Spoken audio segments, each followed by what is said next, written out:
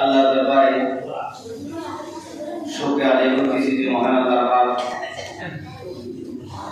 এই জিলহজ মাসের 12 মাসের মধ্যে শেষ মাস, আরবি মাসের শেষ মাস হলো জিলহজ মাস। হলো জিলহজ মাসের 10 তারিখ দিয়ে আল্লাহ পাক কুরবানি শুরু করেছেন, মুহররমের 10 তারিখে শেষ। আল্লাহ পাক এই জিলহজ মাসের প্রথম জুমায় আপনাকে আমাকে মায়া করে দয়া করে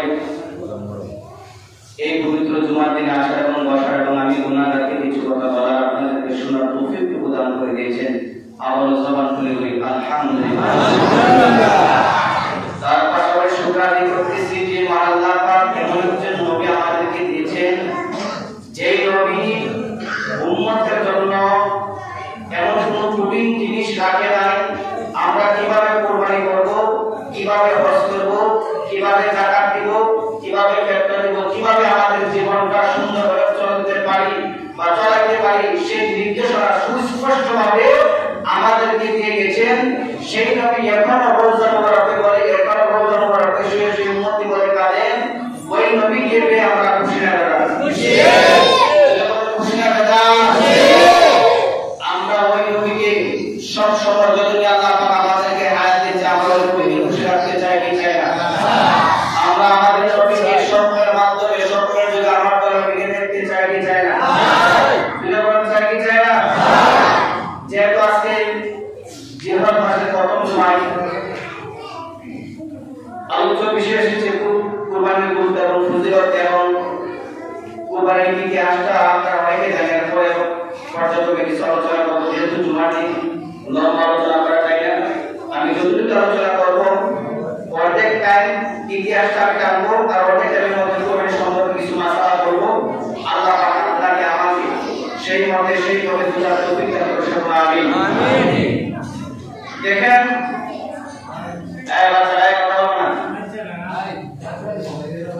যেহেতু জিলহজ মাস সামনে আমাদের কুরবানি আসতেছে, কুরবানি যেটাকে বলা হয় ঈদুল আযহা, যাতে হিসাবে আমাদের ঈদুল আযহা পড়তেছে সোমবার। কিবার পড়তেছে? সোমবার।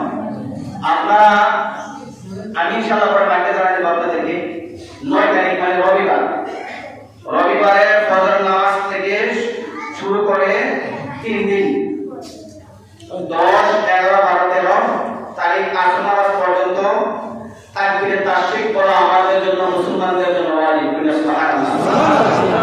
তাকবীরে তাশরিক আল্লাহু আকবার, আল্লাহু আকবার, লা ইলাহা ইল্লাল্লাহু আল্লাহু আকবার, আল্লাহু আকবার ওয়া লিল্লাহিল হামদ।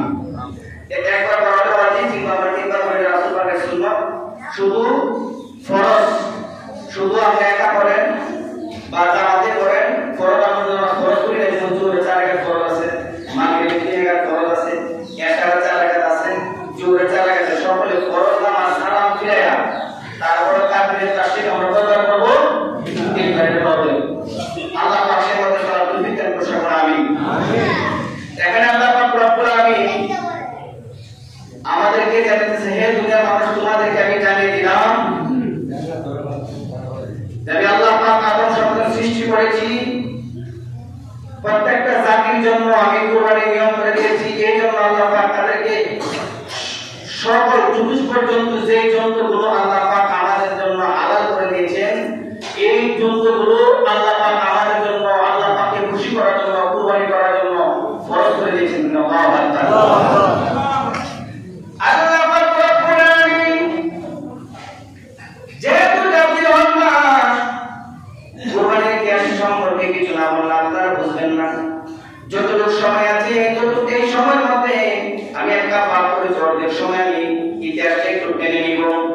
দ্বিতীয় সময়টা আমি মাসালা সম্পর্কে কিভাবে আমরা কুরবানি দেব ইনশাআল্লাহ। আমরা যারা আছি জন্মলগ্ন থেকে আমরা কুরবানি দিয়ে আসছি, এখানে মাসালার কোনো প্রয়োজন নেই। অনেক মানুষ এই মাসালা জানে, এরপর অনেক ইমাম সাহেব হিসাবে আপনাদেরকে বলে যাইব, খোদা থেকে কুরবানি আসলো, খোদা আমরা কুরবানি দিব শুধু জিলহজ মাসের মধ্যে।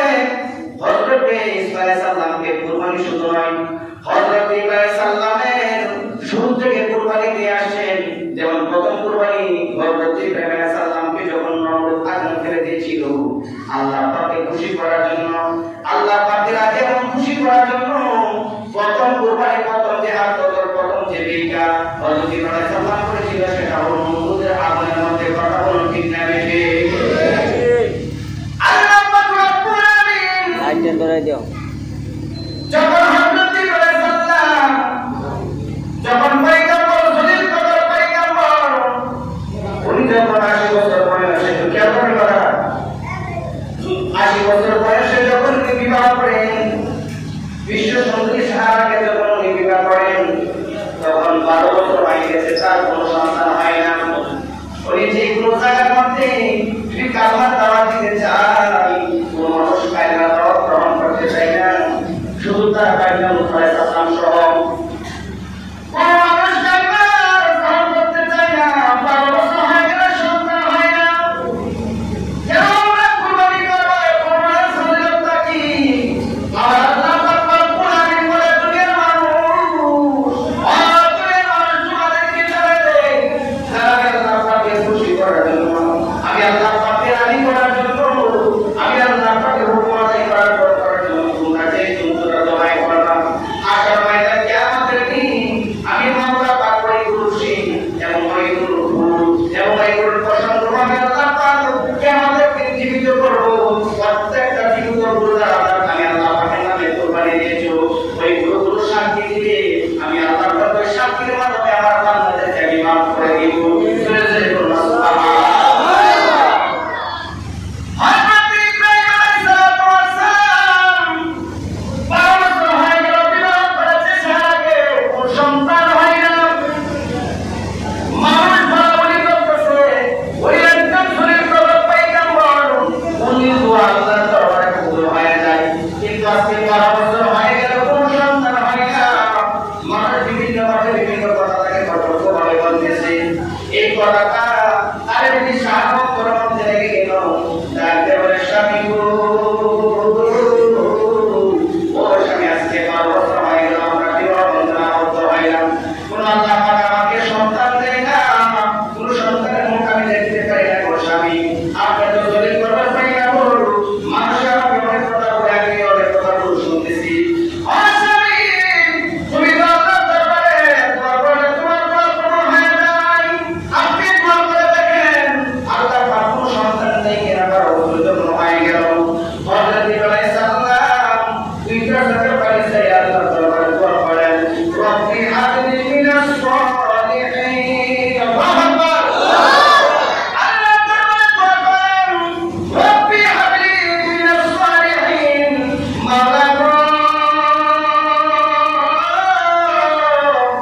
মাওলা তুমি আমাকে একটা সন্তান দান করো আমাকে একটা সন্তান দান করো আমার আল্লাহ পাক প্রতি করে বলে দিলেন অবশ্যরাহু বিগুলামি আলাইহিম আল্লাহ পাক বলেন অবশ্যরাহু বিগুলামি আলাইহিম ও ইব্রাহিম তোমার আমি আল্লাহ পাক কবুল করে নিলাম আমি আল্লাহ পাক তোমাকে একটা সন্তান দান করব যে সন্তানের মধ্যে দরদ থাকবে যে সন্তানের মধ্যে সহবত থাকবে শুধু তাই নয় তোমার বংশের মধ্যে এমন সন্তান আসবে যে সন্তান আমি আমার দুনিয়াতে পাঠাই নাই আর এই সন্তানের জন্য আমি আল্লাহ পাক কুরবানি সৃষ্টি করেছি সুরে বলুন সুবহানাল্লাহ আল্লাহ পাক যখন ইব্রাহিম সাল্লামের দোয়া কবুল করেন সন্তান হয় না এই সাহারা তার দাসী ছিল তার কাছে একজন মহিলা ছিল তার নাম ছিল হাজরা সুবহানাল্লাহ সাহারা তার প্রথম স্ত্রী সাহারা দাসী আমাদের এলাকায় যেটা বলা হয় আমরা যারা কাজের মেয়ে নাকি আমরা এখন মহিলা আমরা কাজ করার জন্য নাকি এই সাহারা কাজের বুয়া ছিল তার একজন ছিল একজন মহিলা তার নাম ছিল হাজরা বলতেছে স্বামী আমি হাজরাকে আপনার সাথে সুপর্দ করে দিলাম আপনি হাজরাকে বিবাহ করে ফেলেন দেখেন আল্লাহ পাক সন্তানের মন দেখাই দিলেন আল্লাহ লিয়া তারা বুঝা যায় না যখন হাজরার সাথে ইব্রাহিম সাল্লাল্লাহু বিবাহ হয় আমি সত্য আপনাদেরকে বলতেছি যখন বিবাহ হয়ে গেল আল্লাহ কি পুত্র সন্তান যখন পেটের মধ্যে আসলো সন্তান বলাবলি করতেছি সাহারা একজন বাদশা হয়েছিল সেই সাহারা কোন সন্তান হয় না তার কাছে হাজারের সন্তান হয়ে যাবে এবং সাহারা চাইতে হাজার সম্মান পেয়ে যাবে এই কথা যখন এলাকার মানুষ বলাবলি করতেছে সাহারা মনের মধ্যে রাগান্বিত হয়ে গেল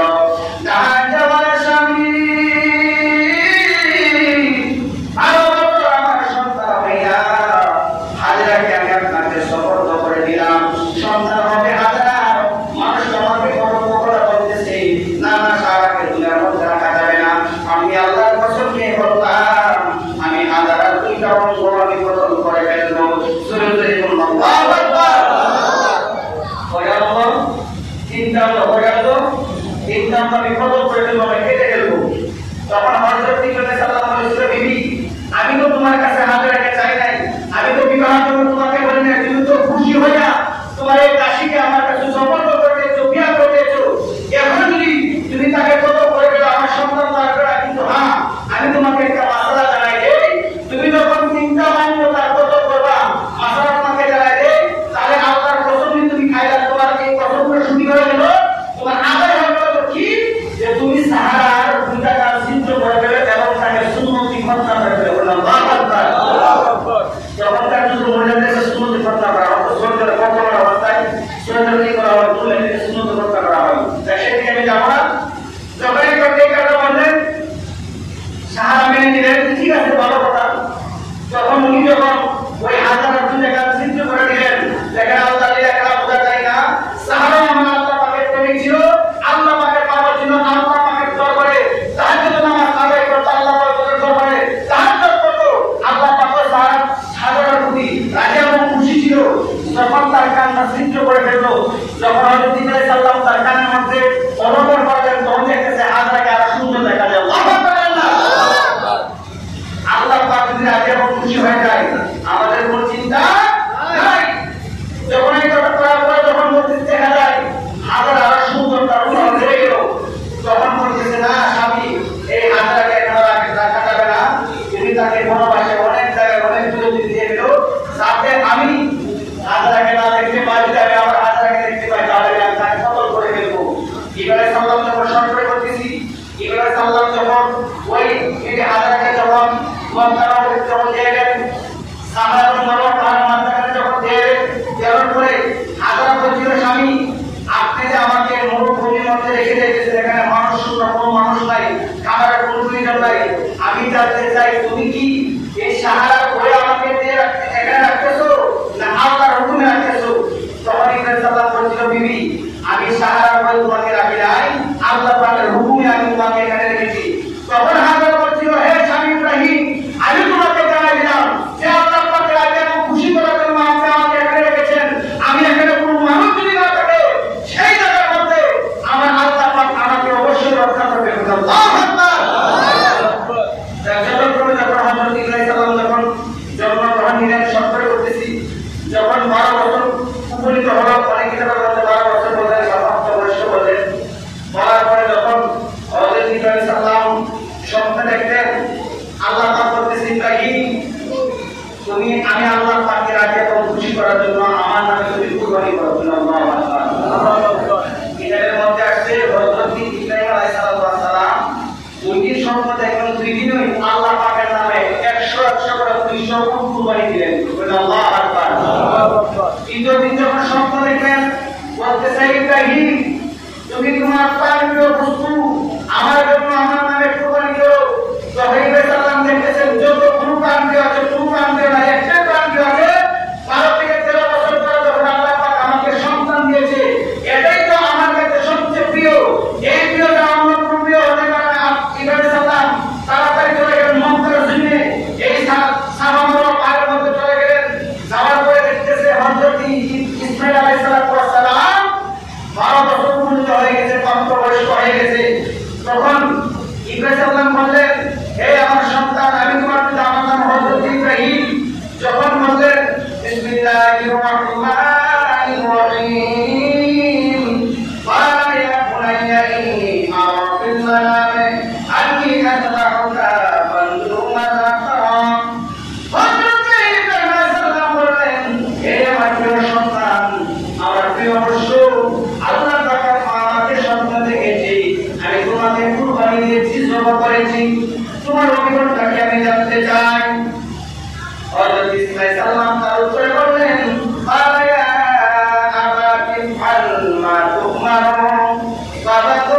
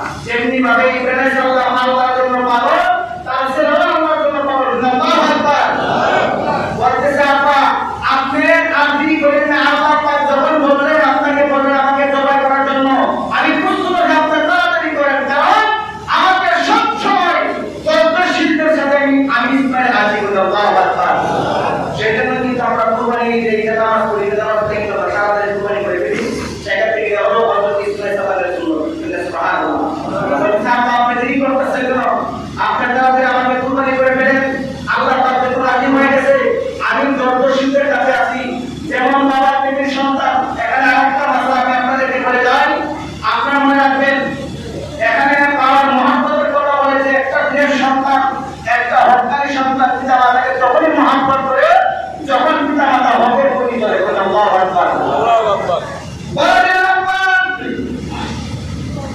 আপনি আল্লাহ পাক যখন আপনাকে হুকুম দিয়েছে আপনি আমাকে কুরবানি করে ফেলেন, আপনি আমাকে নিয়ে যান, শর্ত করে ফেলতেছি। হযরত ইসমাঈল সাল্লামকে যখন মিনাপান করে মিনা বাজার থেকে নিয়ে যেতে আরম্ভ করেন, সামনে প্রতিমধ্যে বড় পাখি পড়া অনেক বড় যুদ্ধ করা শয়তান ইবলিস সামনে দাঁড়ালেন।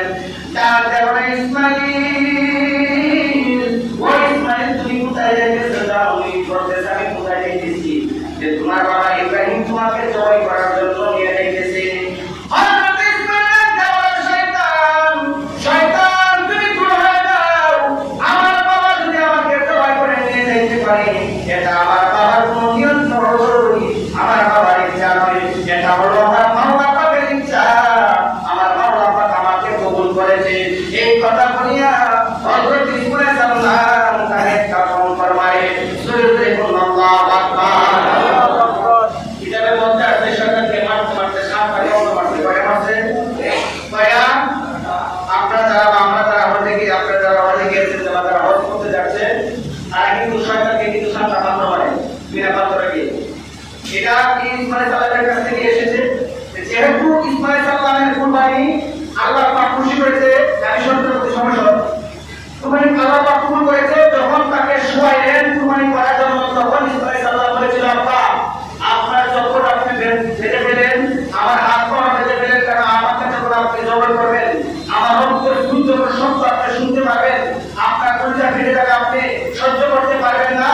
আপনার সন্তানকে আমাকে কুরবানি করেন, কারণ আল্লাহ পাকের রাজি খুশি করার জন্য আমি এখানে এসেছি।